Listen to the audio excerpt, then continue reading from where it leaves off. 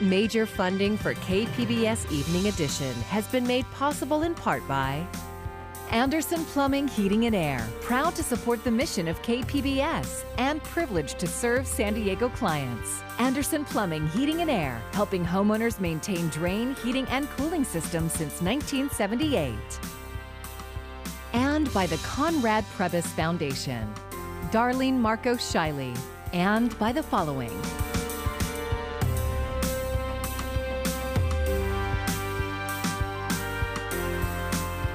And by viewers like you. Thank you. And good evening. It's Wednesday, April 14th. Thanks for joining us. I'm Amitha Sharma, in for Maya Trabulsi. It is about to get a lot harder to get a COVID-19 vaccination appointment in San Diego County. Tomorrow, eligibility opens up to everyone 16 and older, highlighting the need for everyone to get their shot. 25 deaths were reported today. 21 of those come after a review of deaths that occurred in December and January. 260 new cases were also reported, continuing the overall downward trend. We get more now from KPBS reporter John Carroll. We'll be back at a place where it's very hard to get an appointment for a little bit. Supervisor Nathan Fletcher is talking about the change coming tomorrow when eligibility opens up to anyone 16 years and older in the county. Every time we've opened a new category, it's going to create a surge of people seeking out vaccines, and so there will be the normal frustration that we've been through multiple times about challenges in getting appointments. And we just ask everyone continue to be patient. San Diego County has followed the lead of the federal and state government in pausing administration of the Johnson & Johnson vaccine. The decision taken out of an abundance of caution after 6 people developed blood clots after getting the vaccine. Fletcher says the J&J pause will have minimal impact here. To date, the J&J vaccine only represents 2.9% of total vaccines administered in San Diego County. It did not disrupt any of the appointments at our county-administered network of sites. Fletcher says the county only has about 10,000 doses of J&J vaccine. He says they'll keep them in storage until receiving advice from the CDC and the state. Fletcher says the county has seen a slight uptick in cases over the past week, but he says it's statistically insignificant. He says the county is on track to reach the goal set by the state of getting 75% of the population vaccinated. Here, that translates to 2,017,011 people. You'll see we are 60% of the way towards the goal we're striving for, which is 75% with first dose, and 37.5% of the way towards the goal that we want to achieve on fully vaccinated. The challenge of getting to the goal continues to be vaccine supply. On the eve of having so many more people eligible, Fletcher says our supply will probably dip a bit next week. One more bump in the road to getting past this pandemic. John Carroll, KPBS News. Today, a CDC advisory panel said it wants time to assess the risk of blood clots linked to the Johnson & Johnson vaccine. The pause will remain in effect for about a week. A reminder, we have more information about how and where to get your shot at kpbs.org. Just go to our homepage and then click on the Vaccines tab. In one of the first major foreign policy decisions of his administration, President Joe Biden has formally announced his plans to end the U.S. military presence in Afghanistan. As Karen Kafa reports, the withdrawal is set to take place by a key anniversary later this year. President Joe Biden paying respects at Arlington National Cemetery's Section 60 after a major announcement about the U.S. military presence in Afghanistan. It's time to end the forever war. Biden announced the U.S. troop withdrawal from Afghanistan will be completed by September 11th, the 20th anniversary of the 2001 terror attacks. We cannot continue the cycle of extending or expanding our military presence in Afghanistan, hoping to create ideal conditions for the withdrawal and expecting a different result. Some lawmakers applauding a defined date and plan to end America's longest war. The president doesn't want endless wars. I don't want endless wars, and neither do the American people. Others warning of destabilization. Our president should remember what happened when the Obama administration let political considerations rush a retreat from Iraq. Total chaos. Biden's plan begins the final withdrawal on May 1st, in keeping with a U.S. exit deadline negotiated by the Trump administration with the Taliban last year. He made it clear there will be no extension beyond September. We'll reorganize our counterterrorism capabilities and the substantial assets in the region to prevent reemergence of terrorists with a threat to our homeland. Afghan President Ashraf Ghani said he spoke with Biden and respects the U.S. decision. The U.S. will continue diplomatic and humanitarian efforts in Afghanistan. In Washington, Karen Kafa, KPBS News. Today, the Navy held a ceremony marking the end of the line for the USS Bonhomme Richard. KPBS military reporter Steve Walsh says several questions are still unanswered about July's catastrophic fire. The USS Bonhomme Richard burned for nearly 4 days in July, at times sending smoke billowing over the city. By November, the Navy had determined that the damage was so extensive that it was not worth the cost of repairing the 22-year-old ship. During the decommissioning ceremony held Wednesday, Captain Scott Thoroman recalled the effort to save the burning ship. And the sailors who deliberately went back in. Again and again. We did not give up. The Bonhomme Richard was undergoing maintenance in San Diego when the fire broke out July 12th. The Navy has not determined the cause of the fire. Navy criminal investigators continue to look at the possibility that the fire may have been intentionally set. In November, naval investigators estimated it would cost $3.2 billion and take 7 years to rebuild the ship. Roughly 60% of the ship would have to be replaced. Instead, the ship will be towed to Texas, where it will be cut up for scrap, possibly as early as Thursday. Steve Walsh, KPBS News. No criminal charges will be pursued against a U.S. Capitol Police officer who shot and killed a San Diego woman during the January insurrection.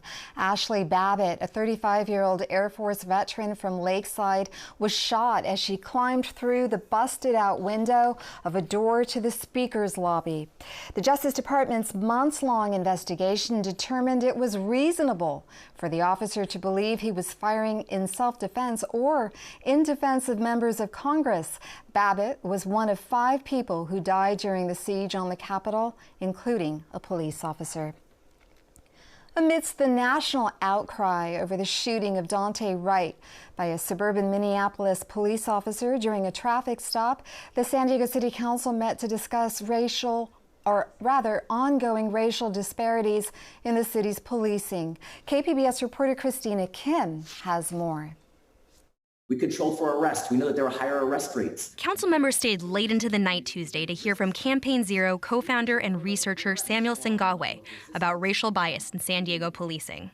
There is not another way to put this, but every single way that you slice the data, it indicates that there is a problem, that there is indeed an anti-Black bias, and we would call that a pattern and a practice when we look at that across the board. A 2019 Campaign Zero study authored by Singawe found San Diego police are 2 times more likely to pull over a Black driver than a white driver. And the department uses force against people at rates far higher than other California police departments. San Diego Police Captain Jeff Jordan, who attended the meeting, didn't fully agree with Campaign Zero findings. Some of the language that Sam used to describe this, I take issue with, I'll be honest with you. When you see things like anti-Black bias, extreme level of policing with a report, that's typically not language that you see in a report, without doing further review or further investigation. That looks at that kind of language. It's inflammatory. Council member Sean Ilo Rivera directly addressed Lieutenant Jeff Jordan's concerns. I'm going to be honest. The language of anti-Black bias needs to be a lot less inflammatory to us than actual anti-Black bias. That behavior and that conduct needs to be what inflames us to do things, to take action. The meeting comes on the heels of San Diego City Mayor Todd Gloria's newly proposed police reforms and empowerment policy plan for San Diego Black community, which includes exploring the limits of pretext stops. These are stops when an officer pulls someone over for something like a broken taillight, but then executes a search of the car. Mayor Gloria told KPBS he expects this to be a thorny issue. What I've discovered and why it is stated the way it's stated is that I think there is some disagreement about what a pretextual stop is. Its value or lack of value, So we're saying, and that's probably one of the hardest ones in this plan, but simply because it's hard, we didn't leave it out. We left it in because we're saying we want to do the work. The issue will be addressed again when the Council's Public Safety and Livable Communities Committee meets in May. Christina Kim, KPBS News. The white police officer who shot and killed Wright is now facing charges. Kim Potter was charged with second-degree manslaughter a day after she resigned from the Brooklyn Center Police Department. If convicted, she faces up to 10 years in prison. The shooting of 20-year-old Wright has sparked days of protest as Derek Chauvin's murder trial progresses just miles away. As Camila Bernal reports, a defense witness testified that George Floyd's death was not caused by police restraint. Bottom line is he has an enlarged heart. Maryland's former chief medical examiner testifying as an expert witness as the defense attempts to establish an alternative theory of George Floyd's death. How did the heart and drugs contribute to the cause of death? They were significant. Dr. David Fowler telling the jury Floyd's drug use, prior health conditions, and potential exposure to carbon monoxide from the exhaust pipe of a police vehicle contributed to Mr. Floyd having a sudden cardiac arrest. The prosecution disagrees, blaming Floyd's death on Derek Chauvin's actions. The defendant's conduct was a causal factor in bringing about Mr. Floyd's death. And on the second day of the defense's presentation, attorney Eric Nelson looking to bring a quick end to the trial. For a judgment of acquittal in this particular case, the state has essentially introduced doubt in the context of providing multiple opinions from multiple experts, all of which seem to contradict each other. Taken as a whole, the state believes that it's established and will establish beyond a reasonable doubt that the defendant is guilty of all charges. I'm going to deny the defense motion for judgment of acquittal. The defense is expected to rest its case as soon as the end of the week. In Minneapolis, Camila Bernal, KPBS News. An update now on an ex-caregiver accused of sexually assaulting 3 women in local nursing homes. I recently obtained documents revealing that state investigators knew Matthew Flukiger had engaged in sexual misconduct with a nursing home patient as far back as 2017. But they still did not revoke his license, allowing him to work in at least 3 more facilities where he was accused of sodomy, sexual assault, and then rape. A warning first, this story contains graphic content. Certified nursing assistant Matthew Flukiger warned 62-year-old Gail to keep quiet right after he allegedly raped her twice in 1 hour at a La Mesa nursing home in January 2020. He already said he knows my address and everything of where I live and all my personal business, and he was making his eyebrows go up and down and saying, I know where you live and your family, and moving his eyebrows up and down like he was putting a spell on me or something. And then he says, so trust me, I know you're not going to say anything. Flukiger added, quote, even if you do, no one will believe you. They love me here. He had reason to think he could sexually assault women in nursing homes with impunity. State records obtained by KPBS show the California Department of Public Health, the very agency that is supposed to protect nursing home residents from predators, knew that Flukiger had allegedly engaged in sexual misconduct 3 years earlier, but the state still did not rescind his license. In fact, CDPH allowed Flukiger to continue to work in nursing homes, even as it investigated additional accusations that he sodomized one woman in 2019, inappropriately touched another 6 weeks later, and early last year raped Gail, who did not want her last name used. This is perhaps the worst and most horrifying story of serial sexual assault that I have ever heard in the long-term care setting. Mike Dark is a lawyer for California Advocates for Nursing Home Reform. How many women would need to be assaulted before they felt like they needed to take action?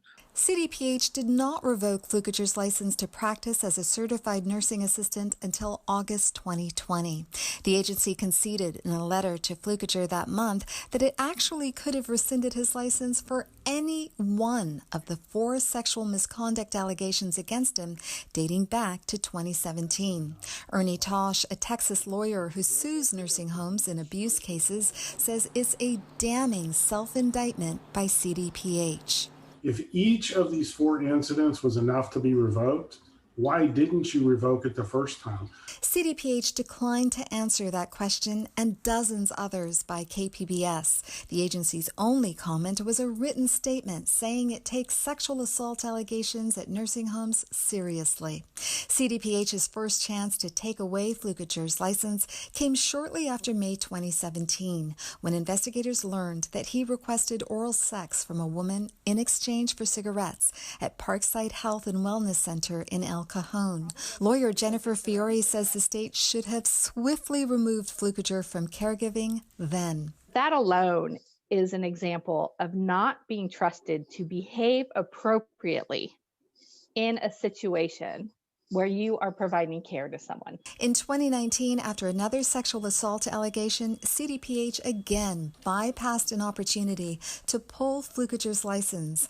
In that case, then 71-year-old Catherine Gotcher-Girolamo accused the former caregiver of sodomizing her during a diaper change at Avocado Post-Acute in El Cajon. Weeks later, Flukiger was accused of fondling a woman living at a third nursing home in El Cajon called San Diego Post-Acute. He resigned and then was quickly hired by Parkway Hills Nursing and Rehabilitation in La Mesa. Soon afterwards, CDPH investigators told Flukiger they had found discrepancies in his statements about the sexual assault allegations against him. But they let him keep his job at Parkway Hills anyway.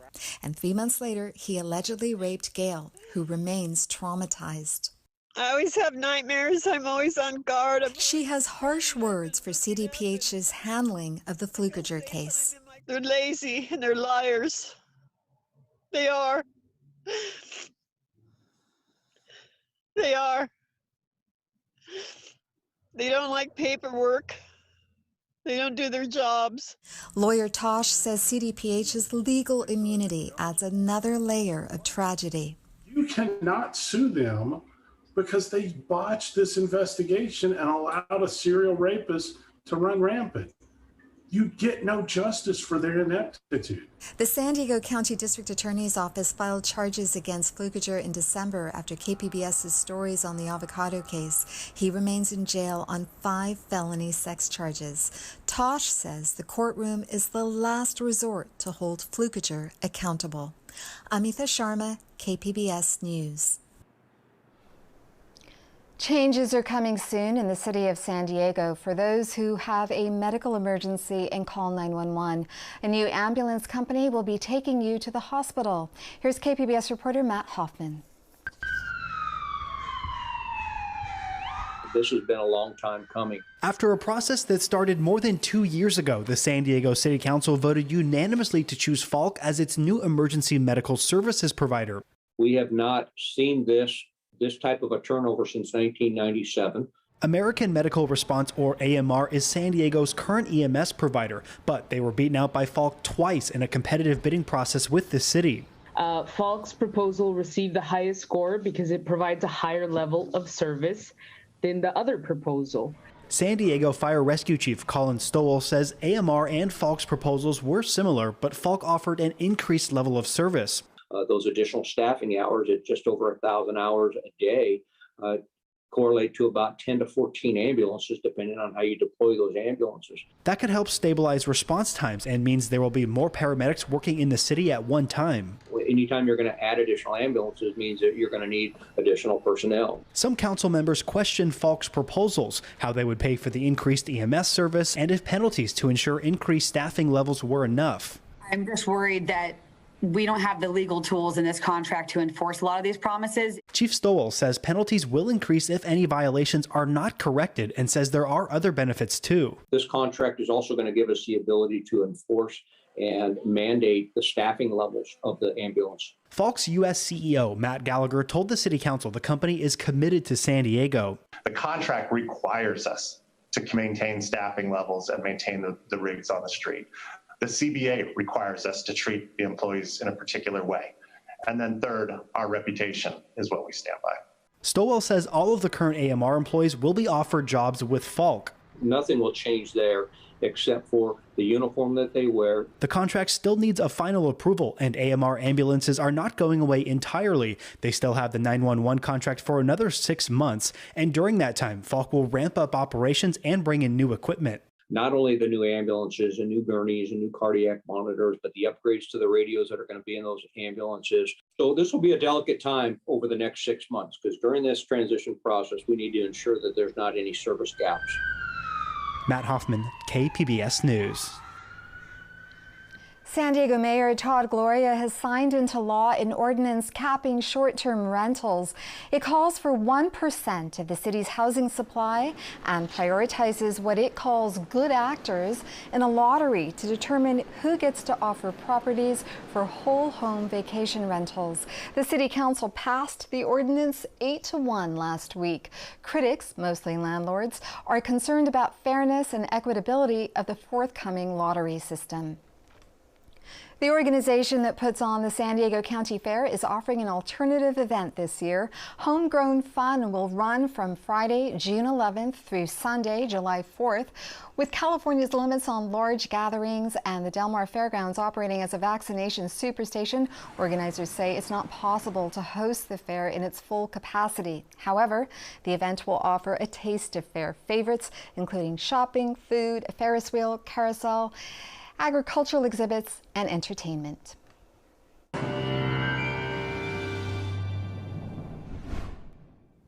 Over the next few days, our marine layer will become shallower, so we'll see less in the way of clouds, and the temperatures will gradually start to rise, so a warming trend beginning for the end of the week. Looks like the warmest day will be on Sunday. That's when we'll see an offshore flow, so we could see some strong gusty winds by Sunday. Winds into this evening, so we do have some wind advisories, but they'll be discontinued shortly after sunset. Still some wind issues if you are traveling through the mountains. Looking at our temperatures tonight with the clouds, 49 in Oceanside, 56 in San Diego. Ramona's down to 42, Escondido 45, and El Cajon at 49. Our weather for Thursday, it'll be pleasant. A little bit breezy in the interior, and we still have the onshore flow. That means the morning clouds will be with us, but they'll give way to some sunshine. Oceanside 65, San Diego 66, so we're still a little bit below average. And El Cajon's at 71 and Ramona's at 66. Borrego Springs warms to about 84 degrees. On Friday, our temperatures will slowly start to rise, so getting a little bit warmer, and we'll see a little bit less in the way of low clouds. So here's a look at our temperatures. Notice they'll be creeping up over the weekend. The warmest day will be Sunday. We're into the upper 70s.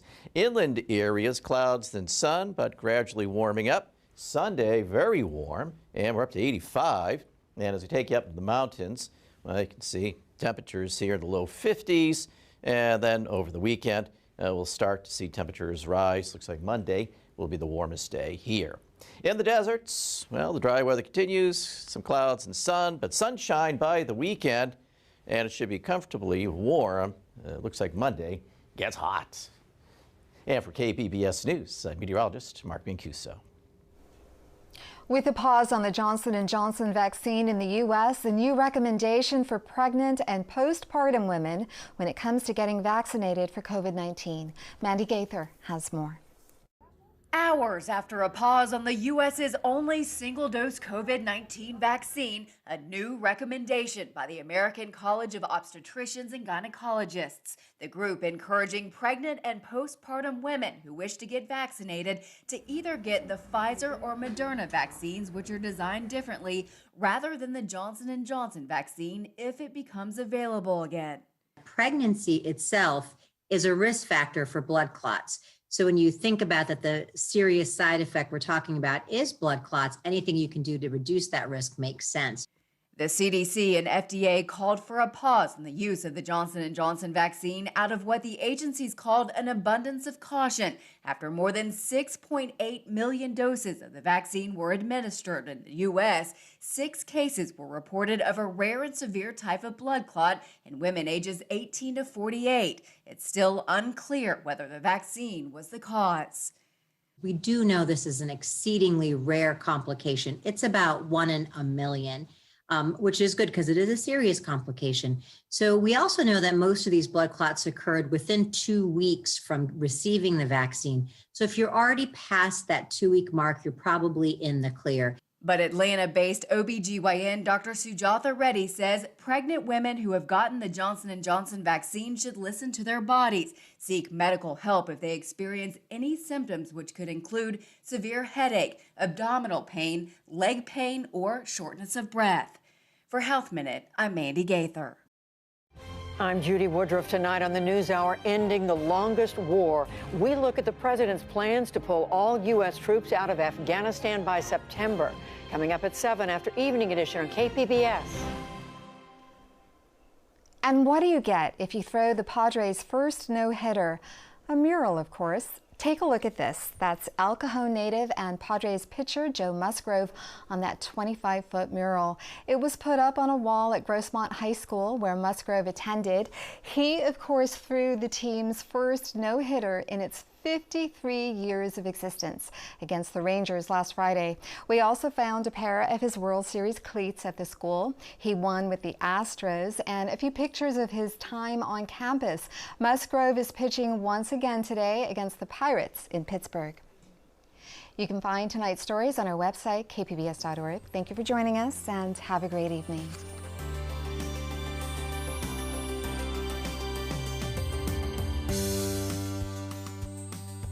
Major funding for KPBS Evening Edition has been made possible in part by Anderson Plumbing, Heating and Air, proud to support the mission of KPBS and privileged to serve San Diego clients. Anderson Plumbing, Heating and Air, helping homeowners maintain drain, heating, and cooling systems since 1978. And by the Conrad Prebys Foundation, Darlene Marco Shiley. And by the following: